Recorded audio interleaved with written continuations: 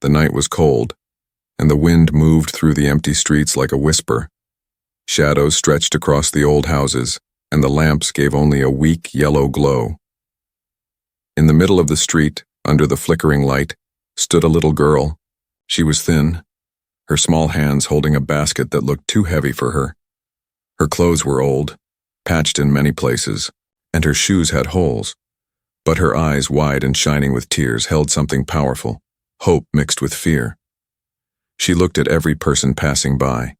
Some walked fast, holding their umbrellas, not even turning their heads. Some glanced at her with a frown as if she was a problem they did not want to see. But still she whispered, her voice soft yet full of longing. "Please help my mom. She will cook you the best meal ever." At first people did not even hear her. The sound of the rain, the busy steps, and the noise of carts on the road covered her voice. But she did not stop. She repeated the words again and again, as if they were the only thing keeping her standing. "Please help my mom. She will cook you the best meal ever." A man in a dark hat looked at her for a moment, then shook his head and walked away. A woman carrying bread in her bag pulled her child closer, avoiding the girl as if she was dangerous. Two boys laughed when they heard her words, mocking her small, trembling voice. The girl's lips shook, but she did not cry. Her mother had told her not to give up. No matter how cruel the world seemed, the girl's name was Anna. She was only 10 years old, but her eyes looked older, like someone who had seen too much pain. Her mother was sick at home, lying on a small bed in their broken little house. Once, her mother was known for her cooking. People used to come from far to taste her meals. Her hands created food that carried warmth, love, and joy. But now, illness had taken away her strength. She could not work. She could barely stand. And so, Anna had taken her place, standing in the cold, trying to find someone, anyone, who would give them a chance.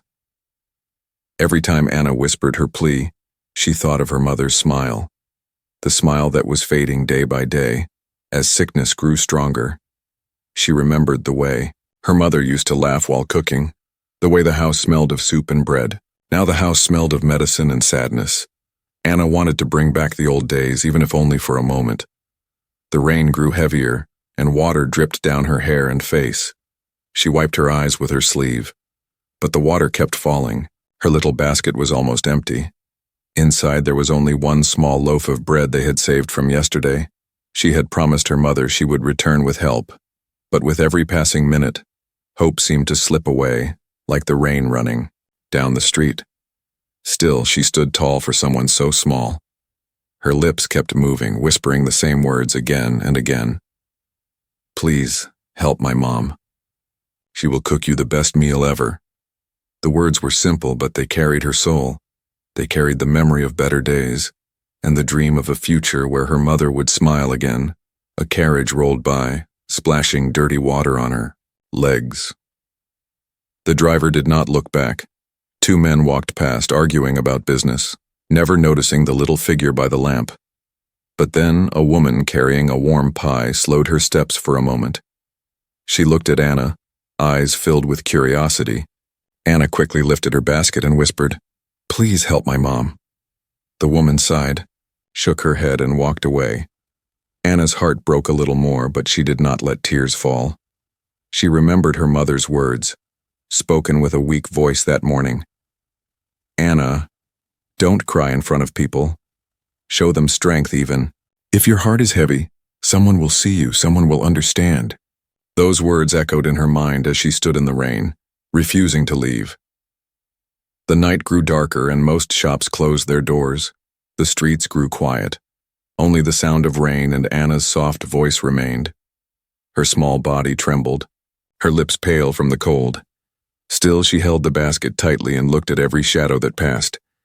"Please help my mom. She will cook you the best meal ever." Somewhere deep inside, Anna believed. She believed that if she kept standing, if she kept asking, someone would finally stop, someone would listen, someone would see her not as a burden, but as a little girl fighting for her mother. And so, in that lonely street, under the weak light of the old lamp, Anna's story began. A story of hunger, hope, and the desperate cry of a daughter for the only person she loved more than her life. Anna's feet were wet and cold, but she kept standing under the flickering lamp. Her voice was weak, yet she whispered again, "Please help my mom. She will cook you the best meal ever." Nobody stopped. Nobody listened, and the night seemed endless. But inside her little heart, a fire of hope still burned. She could not go home empty-handed, not when her mother was waiting. Her mother, lying on the old wooden bed, had trusted her. That morning, with shaking hands, her mother held Anna's face and whispered, "Anna, I have nothing left to give but my love and my cooking. Go, tell people I will cook for them. Tell them my food is made with love. Maybe someone will listen. Maybe someone will help us." Her eyes were filled with tears, but also with faith, and Anna had promised she would try. Now, as the rain grew stronger, Anna remembered her promise. She remembered the way her mother smiled even though pain lived in her body. That smile gave Anna strength. She could not fail, not tonight. Anna began to walk slowly down the street, calling out her plea to anyone who would hear. Her voice was small against the sound of carriages and boots on the wet stone road. Still, she repeated, "Please help my mom. She will cook you the best meal ever." Some people shook their heads without even looking. Others pushed past her as if she was only air. A few stared for a moment, but then turned away. It felt like the world had no space for a poor child. With a broken basket as she walked, hunger pinched her stomach. She had eaten nothing since the morning, saving the little bread for her mother. Her legs shook and her lips trembled, but she refused to stop. She thought, "If I cry, people will only turn away faster." So she kept her tears locked inside, showing only courage. On one corner she saw a group of shopkeepers closing their stores. The smell of roasted meat floated from one door, making her mouth water. She stepped closer, whispering again, "Please help my mom. She will cook you the best meal ever." One of the shopkeepers laughed cruelly. "Go home, little beggar, we don't need your mother's food," he said. Another waved his hand as if chasing away a fly. Anna lowered her head, but in her heart, she prayed, "Please God, let someone believe me." She kept walking, her shoes splashing in the muddy water. The town looked bigger than ever, every face colder than the last, but inside Anna's mind, memories of her mother's kitchen returned. She remembered the smell of soup bubbling on the fire. She remembered bread rising in the oven, soft and golden. She remembered how neighbors once said, "No one cooks like your mom, Anna." Those words gave her courage. If only someone would taste her mother's food again, they would see. They would know she was telling the truth. Anna's path led her near the market, though most stalls were already empty. There she saw a woman carrying apples. Anna stepped forward, whispering, "Please help my mom. She will cook you the best meal ever."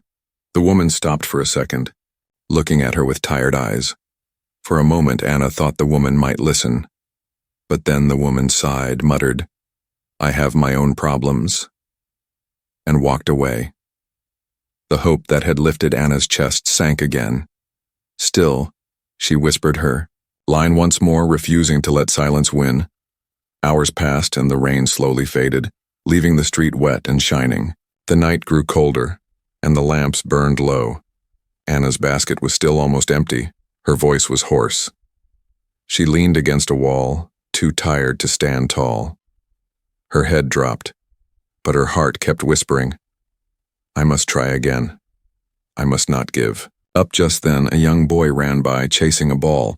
He stopped when he saw Anna, curious. "What are you doing out here?" he asked. Anna lifted her tired eyes and whispered, "Please help my mom. She will cook you the best meal ever." The boy frowned, confused, then laughed as if it was a game. He kicked his ball and ran away without another word. Anna's chest ached, but she stood again, gripping the basket tightly. Every rejection cut her like a knife. But each time she stitched her courage back together. Her love for her mother was stronger than the pain, she thought. If I stop now, my mother will lose hope. If I stop, she will think I failed. So she stood in the middle of the road once more, calling out to the dark, "Please help my mom. She will cook you the best meal ever." The silence that followed was heavy, almost unbearable. The stars above were hidden by clouds, and the world seemed empty. But then, in the distance, she saw a figure, a man walking slowly, his coat long and heavy, his steps calm. Anna's heart beat faster. Something about him felt different. Would he listen, or would he walk away like the others? Her lips trembled, but she spoke louder this time. "Please help my mom. She will cook you the best meal ever." The words floated through the night, soft yet strong. The man stopped, turning his head. For the first time that night, someone did not walk away. He looked at her with eyes that seemed to carry questions, and in that moment, Anna's long struggle met a new beginning. The man in the long coat did not move at first. His eyes stayed fixed on Anna as if he was trying to understand her. Anna felt her heart racing, her tiny hands gripping the basket tighter. She whispered again, her voice trembling but filled with hope. "Please help my mom. She will cook you the best meal ever."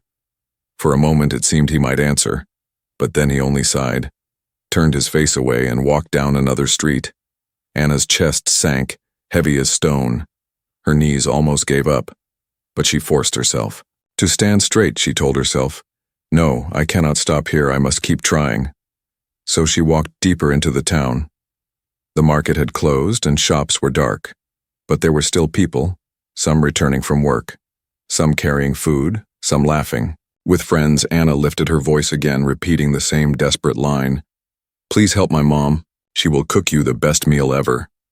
A man carrying a sack of flour stopped for a second. He looked at her with surprise, then shook his head.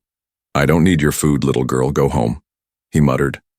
The rejection felt like a slap, but Anna swallowed her pain.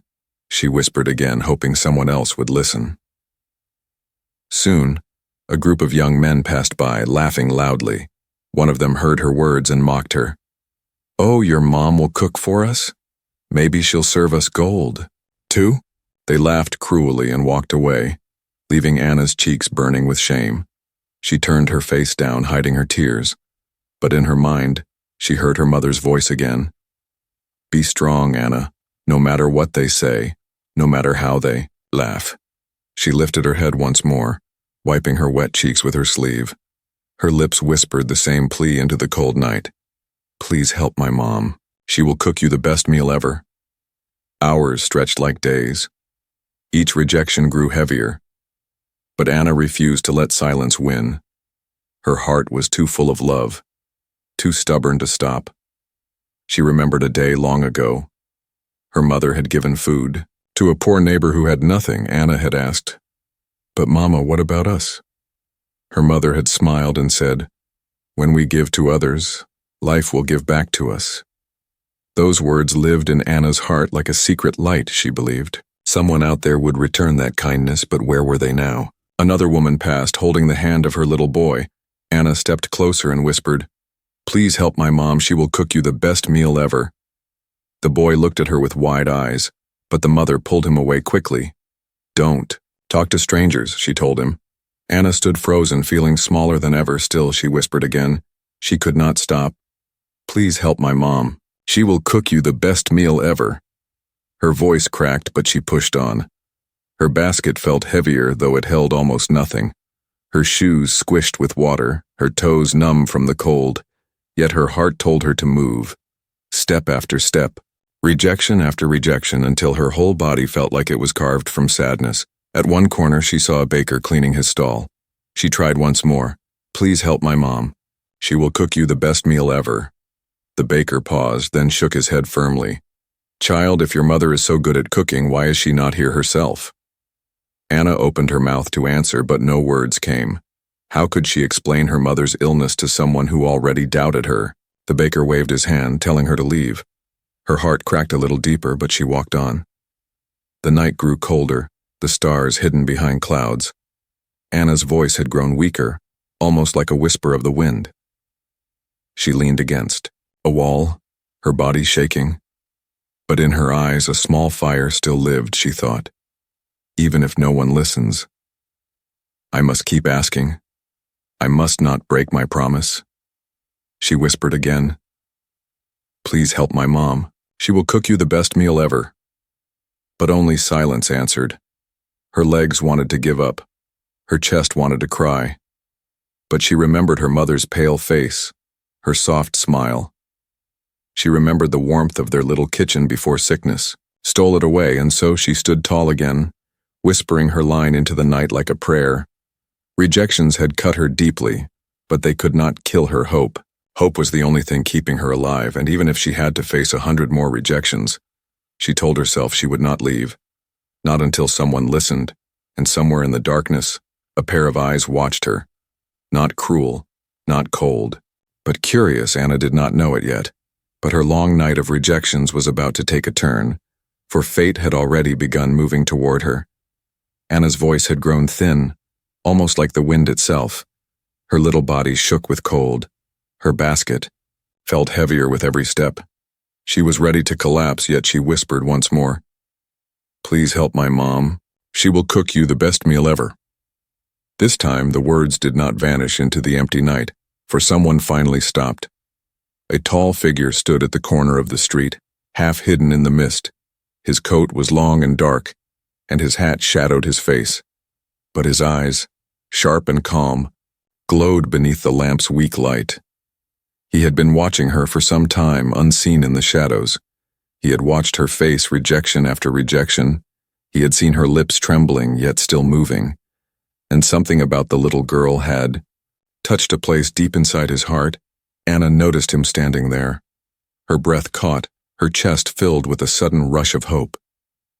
She gripped her basket tightly and whispered again, louder this time, "Please help my mom. She will cook you the best meal ever." The man did not move at first. He only tilted his head, his gaze fixed on her. Then slowly, he walked closer. His boots echoed on the wet stone road, heavy and steady. Anna's heart beat so fast, she thought it might burst when he stopped in front of her. He bent slightly to look into her eyes. Up close, Anna could see lines on his face, the marks of many years. But his eyes were not cruel. They were searching, questioning. "What do you mean, child?" he asked, his voice deep but gentle. Anna swallowed and whispered again, her voice shaking. "My mom is sick, but she can still cook. She cooks the best food. If you help us, if you give us a chance, she will cook for you. She will make you happy." Her words tumbled out like rainwater breaking free. The man listened carefully, his expression unreadable. When she finished, silence stretched between them. Anna felt fear crawling into her heart. Would he laugh at her like the others? Would he walk away too? But instead, the man asked, "Where is your mother now?" Anna blinked, surprised by the question. "She is at home, waiting. She is weak, but she told me not to give up. She told me to tell people she would cook for them." Her small voice broke as she spoke, but her eyes stayed strong. The man studied her for a long moment, then he straightened, pulling his coat tighter. "Show me," he said simply. Anna gasped, hardly believing her ears. She nodded quickly, her eyes shining with sudden light. "Please, this way," she whispered, and turned toward the dark street. The man followed, his steps steady behind. The road to her home was narrow and muddy. Old houses leaned to one side, their windows dark. Anna walked carefully, holding her basket close. The man's tall shadow stretched beside hers. Neither spoke for a while. Only the sound of their steps filled the night. At last they reached a small wooden house. Its roof was broken in places, and the door looked tired and weak. A faint light glowed from inside. Anna pushed the door open slowly, whispering, "Mama, I'm back." Inside, the air smelled of herbs and medicine. On a small bed lay her mother. Pale and thin, her face lit up when she saw Anna, but her eyes widened when she noticed the tall man standing at the door. "Anna, who is this?" she asked softly, her voice weak. Anna hurried to her side, holding her hand. "Mama, he listened. He wants to meet you. Maybe he will try your food." The mother looked at the man, her tired eyes filled with both fear and hope. The man stepped closer, bowing his head slightly. "I am just a traveler," he said. But your daughter's words stopped me. She says you cook the best meals, and she has stood in the cold for hours to tell strangers this. I wanted to see if it was true.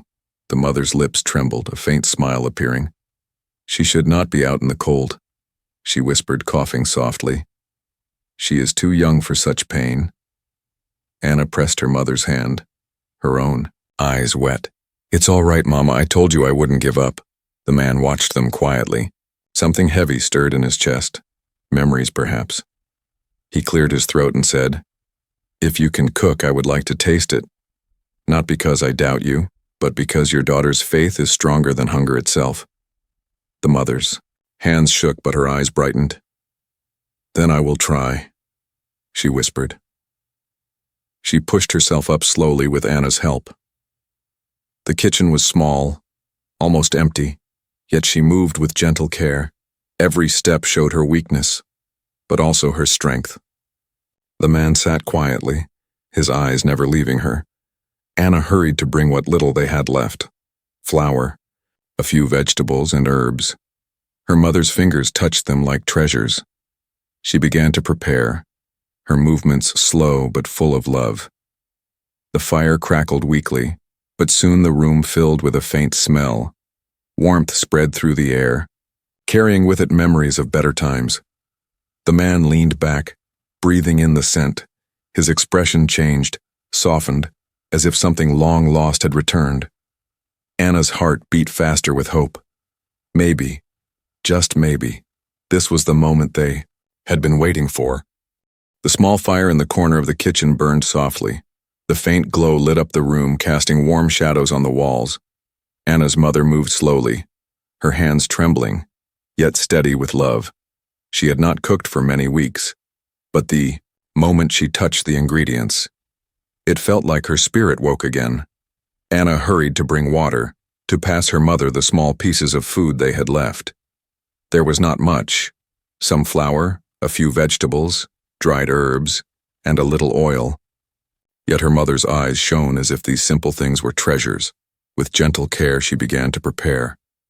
Her movements were slow, her body weak, but every motion was filled with memory and skill. The tall man sat at the old wooden table. Watching silently, he did not interrupt, he did not rush. His eyes followed every detail. The way Anna's mother stirred the pot, the way she sprinkled herbs as if placing blessings inside, and the way Anna stood beside her, passing things quickly, eager to help. The smell began to rise, filling the small room. It was not a grand feast, not rich or heavy, but it carried something deeper. It smelled of home, of warmth, of comfort. It was the kind of food that touched the heart before it touched the tongue. The man closed his eyes for a moment as he breathed it in. Memories flickered across his face, but he said nothing. Anna noticed and felt her hope grow. Maybe he truly understood. Maybe he would not walk away like the others. When the food was ready, her mother placed it gently in front of him. Her hands shook, but her eyes were steady. It is not much, she said softly, but it is made with all the love I have left. Anna looked at the man with wide, waiting eyes. Her small hands clutched her basket tightly as if holding her breath inside. The man lifted the spoon slowly. He looked at the food for a long second before taking the first bite. The room grew silent. The fire crackled. The clock ticked, but nothing else moved. Anna's chest rose and fell quickly, her heart beating. Like a drum, even her mother waited, holding the edge of the table, her face pale with fear and hope. The spoon touched the man's lips. He chewed slowly, his eyes closing as the flavor filled his mouth. For a moment, his expression was unreadable. Anna felt her knees weaken, afraid he would reject it. But then a small change came over his face. His eyes opened wider, softer, filled with something almost forgotten. He took another spoonful, this time quicker, hungrier, and then another. Anna's mother let out a shaky breath. Anna's eyes brightened like stars. She whispered, Is it good?" The man placed the spoon down for a moment. He looked at both of them, and for the first time he smiled. "This," he said quietly, "is the best food I have tasted in many years."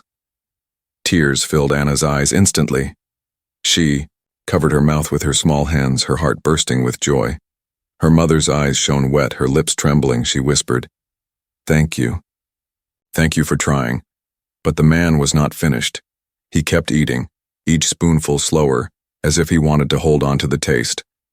Finally, he leaned back, his face thoughtful. "This food," he said, "is not only about taste, it carries something else, something rare." Anna tilted her head, confused. "What do you mean?" she asked softly. The man looked at her and said, "It carries love, it carries sacrifice, it carries hope." His voice grew quieter. "I lost this kind of taste long ago when I lost someone close to me."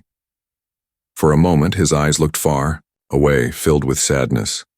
But then he looked back at them with warmth. Anna stepped closer, her small hands tugging his sleeve. "Will you help us then?" she asked with pleading eyes. Her mother tried to hush her, embarrassed by her boldness. But the man only chuckled softly. "You are brave, little one, and your mother has a gift that cannot be ignored." He stood up slowly, his tall figure filling the small room. Anna looked up at him, fear and hope fighting in her chest. Would he stay, or would he leave now that he had eaten? The man placed his hand gently on her head. "You kept your promise, Anna," he said. "You told the truth. Your mother truly cooks the best meal." Her heart nearly burst with joy. But still, a question remained. What would he do now? Would he disappear into the night like the others? Anna's mother, her hands folded tightly, asked carefully, "Sir, may I know why you chose to stop for us when no one else did?" The man looked at her, his voice low. "Because I saw something in your daughter that I have not seen in a long time. She did not give up, even when the world turned away from her. That strength deserves an answer." Anna's eyes filled with tears again, but this time they were tears of happiness. Her mother covered her mouth, whispering, "Bless you." The man's smile grew softer, but his eyes turned serious once more. "I have one more thing to say, and it may change everything for you both." The room froze in silence. Anna and her mother stared at him, their hearts pounding. Whatever he was about to say carried weight heavy enough to shift the course of their lives. The room was quiet. The fire crackled softly, and Anna's heart beat like a drum. The tall man stood near the small wooden table, his coat heavy with rain, his face calm but serious. Anna and her mother waited, their eyes fixed on him. His last words echoed in the room. "I have one more thing to say, and it may change everything for you both." Anna's small fingers clutched her mother's arm. She looked at the man with wide, trembling eyes. Her mother's breath came slow and shallow, as if she feared the words might break her. Finally, the man spoke, his voice deep and steady. "I am not just a traveler," he said. "I own a restaurant in this town, one of the biggest." Anna gasped, her lips parting in shock. Her mother raised a weak hand to her chest. The man continued, his eyes soft but filled with truth. "I came here tonight, walking these streets, not because I had business, but because I was searching. I have many cooks in my kitchen, but their food has no soul, no heart, only empty taste." He paused, looking at the bowl her mother had prepared. "But this food, this carries the love and sacrifice I have been searching for." Anna's heart raced with hope, but fear still whispered inside her. Was he telling the truth? Would he really help them? Or was this only a kind speech? Her mother lowered her eyes, her voice soft and unsure. "Sir, I am too weak to work in a great restaurant. My health is not strong. My hands are slow." The man shook his head firmly. "No, you are stronger than you believe. Even in your weakness you created food better than any cook I have hired." Anna's little voice rose, full of eagerness. "Please, sir, will you give my mama a chance? She can do it. I know she can." Her words spilled out quickly, her eyes shining like stars. The man looked at her, then at her mother, and nodded slowly. "Yes, I will give you a chance," he said. Anna let out a cry of joy, running to her mother, hugging her tightly, her mother's eyes filled with tears, her lips trembling with disbelief. Why would you do this for us?" she whispered. The man's gaze softened, his voice quiet. Because once, long ago, I was like you. I knew hunger. I knew what it meant to be unseen. Someone gave me a chance when no one else would, and it changed my life. His eyes grew, misty as he spoke. Now it is my turn to pass that chance to someone else. Anna's mother bowed her head, her hands shaking as she tried to hold her gratitude. Sir, I don't know how to thank you. The man smiled gently. You will thank me with your cooking, that is all I ask. He reached into his coat and pulled out a small leather pouch. He placed it on the table, the sound of coins jingling softly. This will help you for now, he said. Buy what you need, medicines, food, whatever keeps you strong. Anna stared at the pouch, her eyes wide with disbelief. She had never seen so many coins together. Her mother pressed her hand to her mouth, tears rolling down her pale cheeks. You are too kind, she whispered. The man shook his head once more. No, kindness is nothing if it does not act. Your daughter's courage brought me here tonight, and her faith has reminded me of what matters most. Anna held her mother's hand tightly, her small voice trembling. Mama, do you hear? We don't have to be afraid anymore. Her mother stroked her hair weakly, whispering, Yes, Anna, maybe our prayers have been answered. The man looked around the small house. He saw the broken roof, the thin blankets, the empty shelves. His heart grew heavy but also determined. Tomorrow, he said firmly, you will come with me to the restaurant. I want you to cook for me there. I want to see what you can create when given everything you need. Anna's eyes sparkled with wonder. A real restaurant, Mama, can you imagine? She cried. Her mother smiled faintly, though her tears still fell.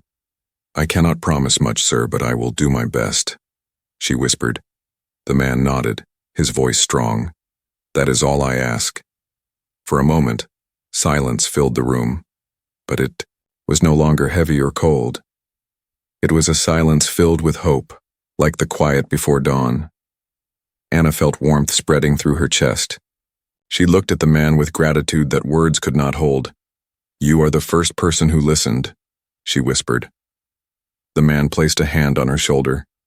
And you are the bravest little girl I have ever met. The fire crackled louder, as if agreeing with his words. The smell of her mother's food still lingered in the air. And for the first time in many months, Anna felt the chains of fear begin to break. The world that had once felt so cruel now opened a door to something new, something brighter. That night, as the man prepared to leave, he looked back at the mother and daughter standing together, their faces pale but glowing with hope. And he thought to himself, sometimes destiny hides in the smallest places. Sometimes it takes the voice of a child to remind the world of love. The next morning came slowly. The weak sunlight pushed through the clouds, lighting the small, broken house. Anna opened her eyes, her little body still tired but her heart beating with hope. She turned to see her mother already awake. Sitting at the edge of the bed, her face was pale, but her eyes carried a new glow, a spark that had been missing for months. Today is the day, Mama, Anna whispered softly. Her mother nodded, her thin fingers brushing Anna's hair. Yes, my little one. Today everything may change. They dressed in their cleanest clothes, though both were old and patched. Anna carried the small basket, this time not with sadness, but with pride.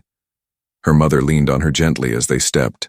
Outside the air was cool, the streets busy again, yet this time the world felt different. For today, they were not wandering without purpose. They were walking toward a chance, a new beginning. At the large restaurant in town, the tall man waited. He greeted them at the door with a nod and a kind smile. Come in, he said.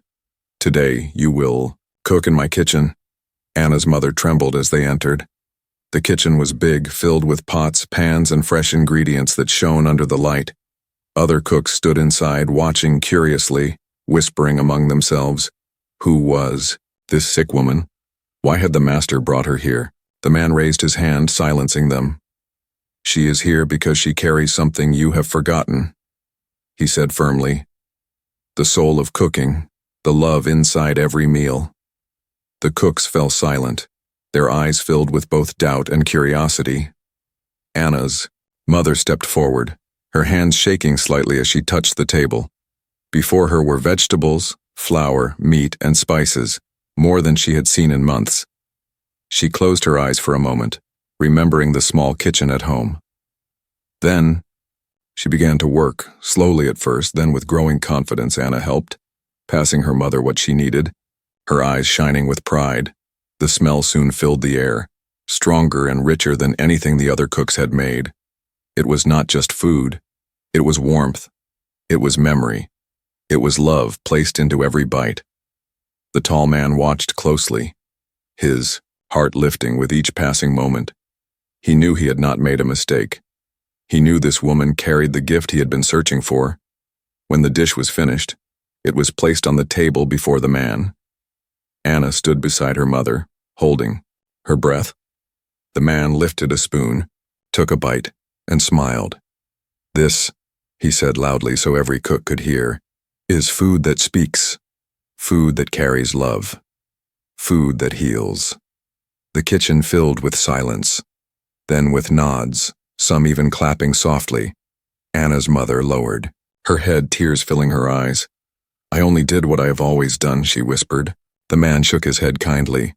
"No, you did what many forget. You gave yourself to the food." He turned to her, his voice strong.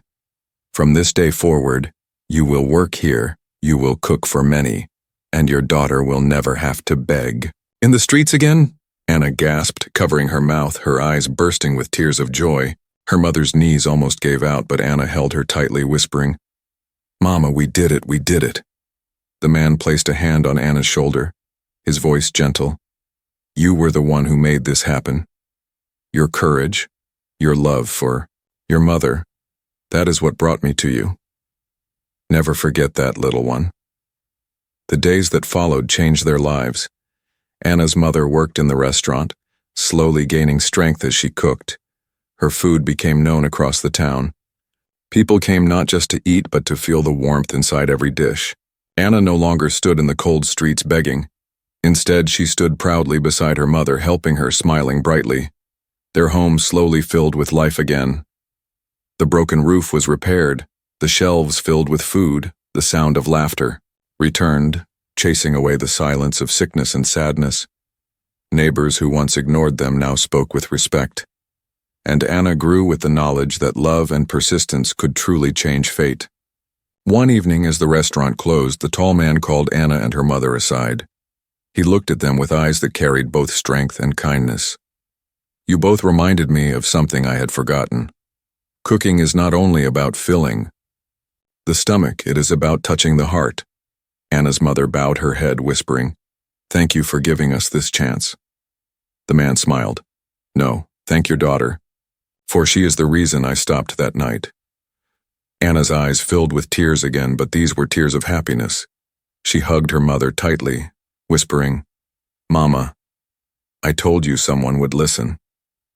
Her mother kissed her forehead, whispering, "Back." "Yes, my brave girl. And because of you, we are saved." The man looked at them once more, his voice quiet, but full of truth. Sometimes, the smallest voice carries the greatest power, and sometimes a little girl's plea can change the world.